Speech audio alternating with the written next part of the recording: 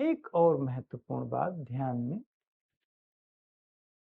अब मैं प्रतिशत तो नहीं बताऊंगा क्योंकि हर चीज को मैं 99% बताने लगता हूँ, लेकिन ध्यान में ज्यादातर लोग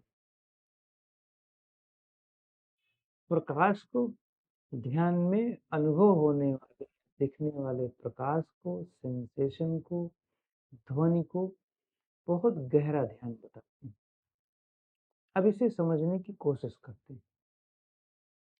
जब आप देख रहे होते हो, इंद्रियां खुली हुई होती हैं, तो आप दृश्यों में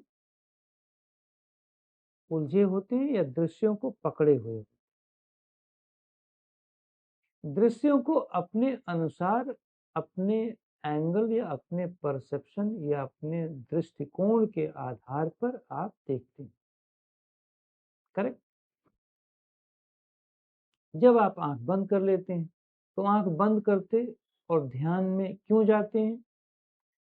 ध्यान में आप इसलिए जाते हैं क्योंकि आप ये चाह रहे होते हैं कि बाहर के दृश्यों से आप अपने आप को कुछ देर तक काट दें, मतलब अपने आप को सेपरेट कर लें बाहर के दृश्यों से। वहां से काट दिया आपने। आप ये चाह रहे होते हैं कि बाहर के दृश्य से संबंधित जो विचार यहाँ प्रकट हो रहे हैं वो भी कट जाए, क्योंकि बाहर का दृश्य कटेगा तो अंदर विचार भी कटेगा, उससे संबंधित कल्पनाएं भी कटेंगी, उससे संबंधित दृष्टिकोण भी खत्म हो। अब आंख बंद हो, किंतु वो दृश्य बाहर वाले तो नहीं, लेकिन मन को दृश्यों को पकड़ने की आदत है। तो आंख बंद हुआ, मुंह बंद हो गया, फिर भी न बोलना बंद हुआ और न देखना बंद हुआ, न ही सुनना बंद हुआ। मन ये तीनों कार्य कर रहा है। करेक्ट। बहुत डिटेल में समझने की कोशिश, ये तीनों कार्य कर रहा है मन। देख भी रहा है, सोच भी रहा है, दृश्यों को भी पकड़ रहा है और इंटरफियर भी, मतलब ये तीनों कार्य कर रहा है तो इंटरफेयरिंग है। लेकिन अब वो अपनी प्रारंभिक साधना में जो गुरु ने उसको कहा कि सांसों को ऑब्जर्व करो, तो सांसों को देख रहा है, फील कर रहा है।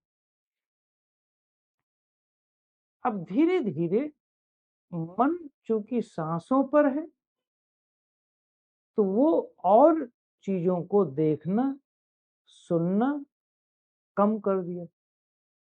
ठीक है। अब सांसों को पकड़ लिया है।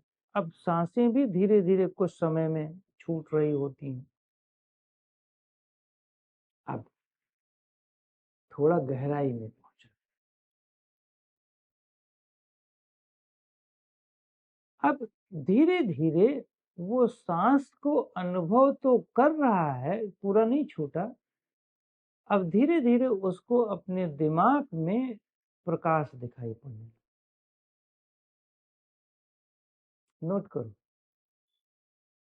मन अभ्यस्त है देखने का, मन अभ्यस्त है बोलने का, मन अभ्यस्त है सुनने का।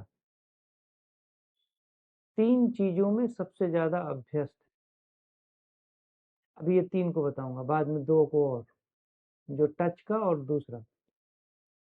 अब सांस को आप देख तो रहे हो, सांस को आप अनुभव तो कर रहे हो, देख तो रहे नहीं।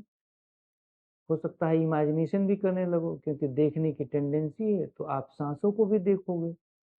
किंतु माना कि थोड़ी देर के बाद सांस को अनुभव करना शुरू कर दिया, पर मन की लत है देखने का, बाहर का दृश्य कट गया।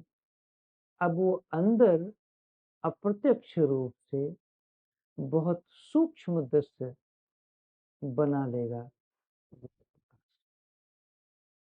बहुत सूक्ष्म रूप से ध्वनि सुनेगा।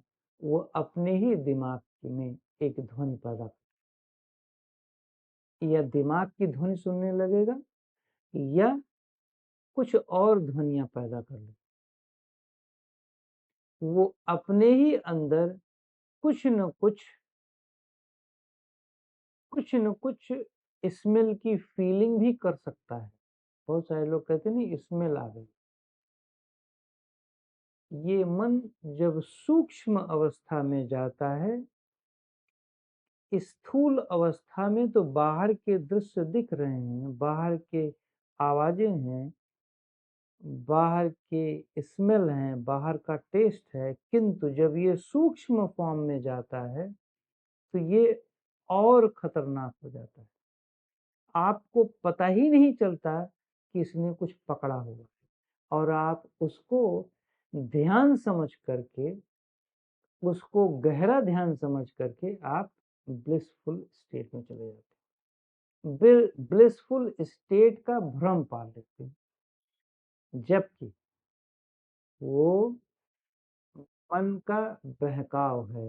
मन सूक्ष्म रूप से दृश्यों को पकड़ लिया और उसी भ्रम में आप कई वर्ष निकाल चुके हुए होते हैं, जिसमें से मैं भी एक हूँ। तो कोशिश करो मन में भी वो दृश्य न दिखे, मन में भी वो दृश्य न दिखे।